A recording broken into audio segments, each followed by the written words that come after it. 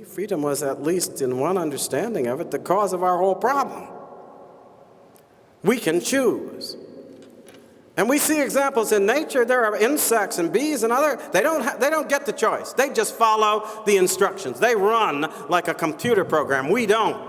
Something in us makes us in such a way that we can stand apart from the program. We can stand back from the routine that's running, and we can make a choice.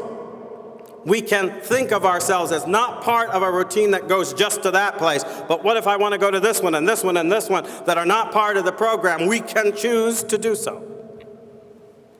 And that choice is, in fact, part of our nature, because that's the way God made us. He made us in His image and likeness. What is one of the most essential attributes of God? His freedom.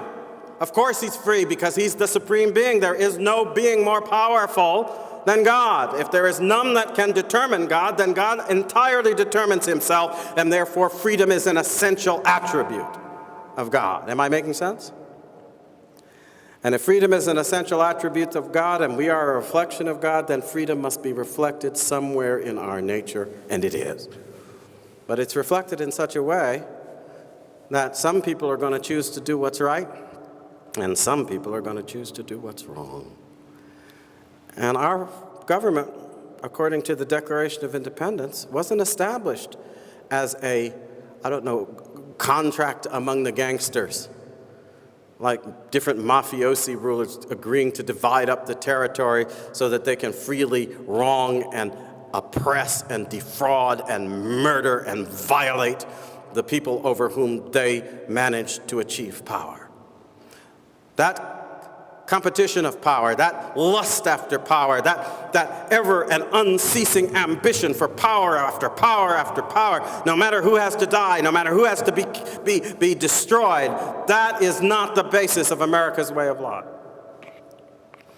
That is the reason, in fundamental terms, why we are safe in saying that our republic is supposed to exist to have liberty and justice for all. Justice, meaning the assurance that righteousness will prevail. That's the aim of justice. See? And I like to use that word righteousness because it's a little bit like the word murder in the case of abortion. They don't want us to talk about righteousness. They immediately want everybody to think he's self-righteous. He means self-righteous. No, I don't.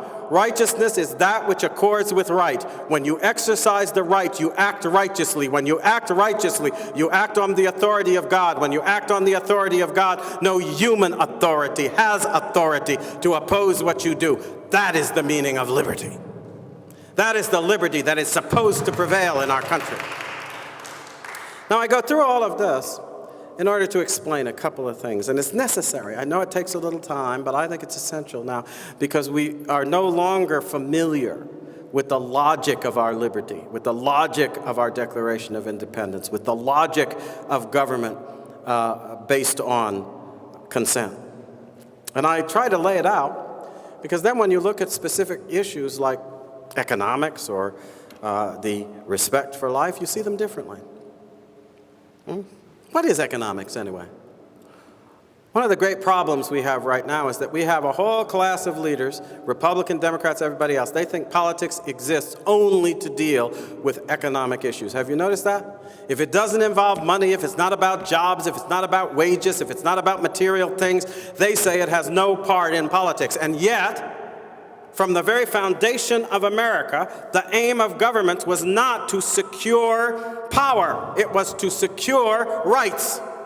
And rights are powers exercised in accordance with what is right, as determined by the endowment of God. Yes or no?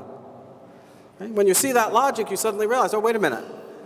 If economics is only about money, then it can't really be the preoccupation of our politics. It might be part of something we have to deal with, but our politics has to give priority to other things.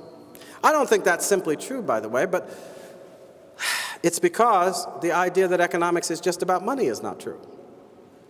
Every now and again, somebody will sort of sidle up to the true meaning of the word economics, but they quickly these days back away because they don't want you to realize what it is.